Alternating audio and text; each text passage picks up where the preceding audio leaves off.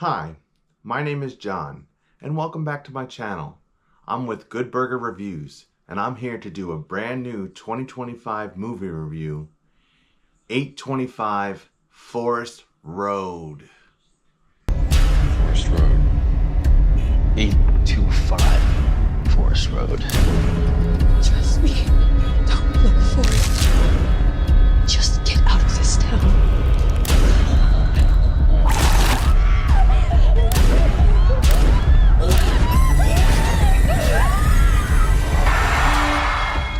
It's real.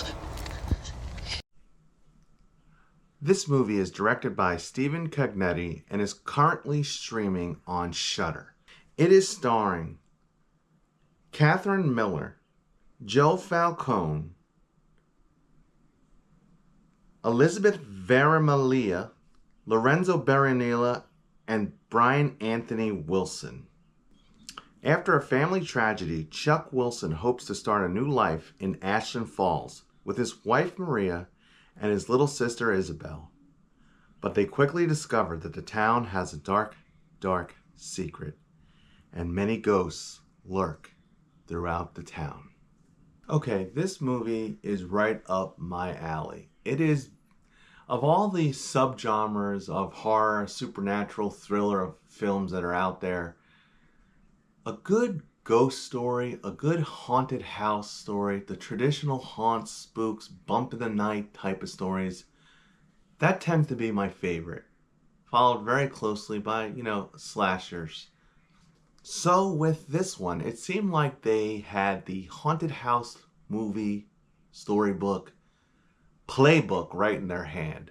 I mean, all the typical tropes, all the typical spooks, bumps, and that are present in this one. So let's get into the positives. And there are a lot of positives on this one, this being one of my favorite types of scary movies. The way it's executed with the haunts and the ghosts, I think was done fairly well. For a Shudder exclusive, I think it did quite well, actually. It reminded me of a movie that I just saw recently, Woman in the Yard. It had that. So one of the main things, there's a mannequin in this house with this family, and the mannequin does the whole Woman in the Yard thing. In fact, literally as I thought, oh, there's a Woman in the Yard character in this, the mannequin is put out in the yard and is standing in the yard, literally just like the Woman in the Yard. I just chuckled at that part. But again, just like Woman in the Yard, it reminded me of the little mannequin mummy guy that was an oddity. For many scenes of this movie, this mannequin is just sitting there, and it is, I guess, a conduit for the ghost that stars in this movie. And eventually, the mannequin moves.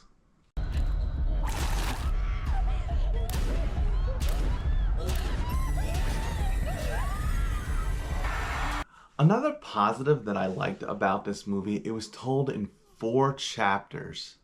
And the first 3 chapters are the 3 main characters that are in this movie: Chuck, Isabella, and Maria. Chuck and Maria are married, and Isabella is Chuck's younger sister. And the first chapter is Chuck. But the way they do it is it all starts off in this first scene where they are looking at the house that they're moving into. So again, a typical horror trope, family moving into a new house. So they are with their realtor and they're moving into the house. Chuck's the first chapter. Isabella is the second chapter, and then Maria is the third chapter. And every time it flips back, it is starting at that scene where they're looking at the house for the first time and on the verge of buying it. So it gave me the Strange Darling vibes, whereas Strange Darling was told in 6 chapters, and the chapters in that one are told out of order. Now, these chapters aren't out of order specifically because it just keeps rewinding back to the same point and then playing through the story from each character's perspective.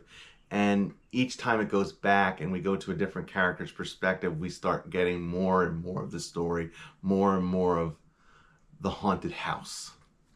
And I like that. I like that that's how it was done. Another positive that I liked about this was the side characters. And most of the side characters are the townies or the people who already live in this Ashland Falls town. And they're, you know, they're creepy. They talk in cryptic messages. They, you know, they come in for when they're needed. Like we're gonna find dead bodies in the basement. Hello there. You my neighbor? I am. Dealing with some housewarming issues since moving in. The previous owner killed himself, Chuck. They didn't mention that? Everyone here has been affected by her in some way. Dreams are the worst. It's like an infection. She stays with you once she's in. Who are you talking about?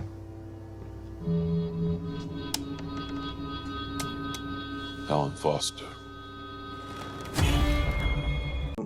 Now I'm going to do my best to keep this one a spoiler-free one, because this is a good haunted ghost story. This is like, when I think of the basic storyline of this movie, you literally could tell the story of this like at a campfire, and it would go over great. I did like the spooks, the haunts, the ghosts, the tension, and there is some tension. I mean, it does create some tense moments with lights, shadows, closet. There's this one closet scene where a light bulb goes off and the ghost is lurking. I'm trying to tell this without really getting too much into detail, because at the end of the day, I do think this one's worth a watch. If you have Shudder, I wouldn't say go sign up for Shudder just for this one, but if you already have Shudder and you tend to like the Shudder exclusives, and I'm hit or miss with them. Some of them are decent, and some of them are floppy. This one's decent. So where am I mixed on this one? I don't know if this is a mix. I don't really want to put it as a positive or a negative, but just like I discussed in Woman in the Yard and Death of a Unicorn, main characters here are traumatized, and the brother and sister, their mom has recently just died in a car accident. The movie does give a timeline. It was like a couple months back. That's why they have moved out of the city. They've moved into this remote rural town, and they're dealing with the grief and loss of that. So that'll take me to kind of what's the negatives on this one. And I guess it is a very basic, generic haunted house story. So unless you're one that likes this and it's in the top of your subgenres of horror movies, you may not like this one. If you're not a fan of haunted house movies, or you're tired of haunted house movies, and there's a lot of haunted house movies, I feel like I can never get too tired of them. But this one's fairly basic, fairly predictable. So when it comes to the haunts and the visual effects, so they do use CGI, which, you know, I don't hate CGI. I'm not a huge fan of it. It didn't add to it. You know, they had to use the CGI to get the mannequin and the ghost going. You know, I like it better when the mannequin's just sitting there and it's that anticipation of what the mannequin's going to do, and the anticipation of what's going to happen, and the mystery and the intrigue, and it is very intriguing. You know, they do a really good job with that part. So I guess some of the side characters are there for what they're needed for, and then they're just tossed away. Like, there's this neighbor in the beginning. His name is Larry, and it was funny because Chuck and Larry are talking in the yard, and I kept thinking of that movie, I Now Pronounce You Chuck and Larry, with Kevin James and Adam Sandler. I don't know why. It's just random.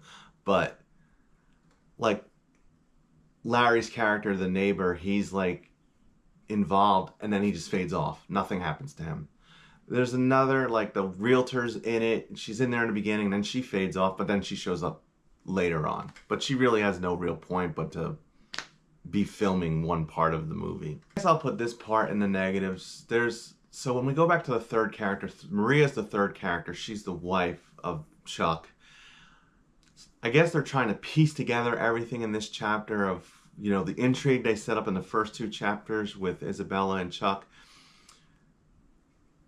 There's little plot holes there, little plot holes here, and then there's just things that Maria does that I thought, why wasn't she, like, more vocal about all this ghostly stuff going on?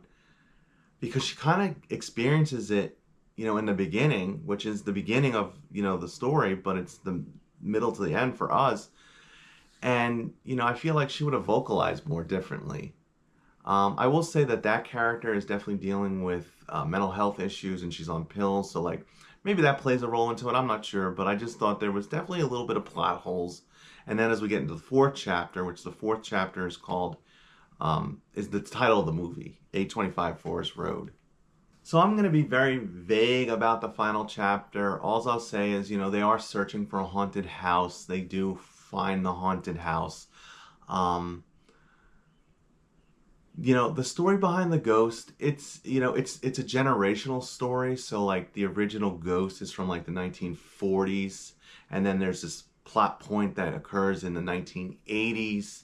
And then this is obviously the 2020. So it's like a 40-year generational gap for each time this story kind of presents itself. Each time the ghost is kind of present in this town. And I guess that would take me to the point that I was like, this is going on almost 80 years and this town is still kind of...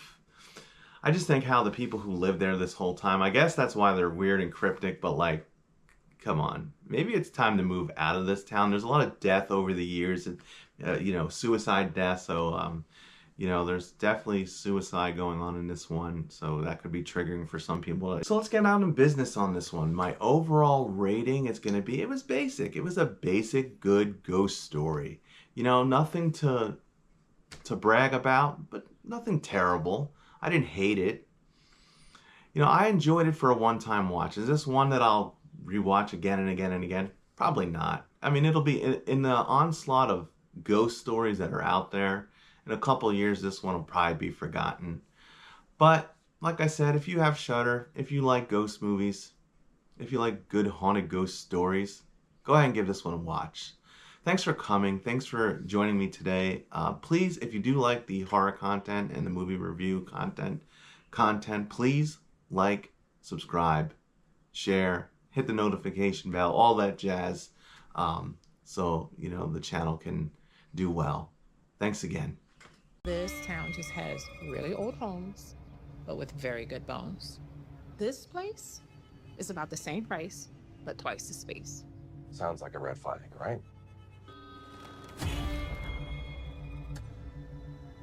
I sometimes wish we had an addiction of some kind, but we've got her.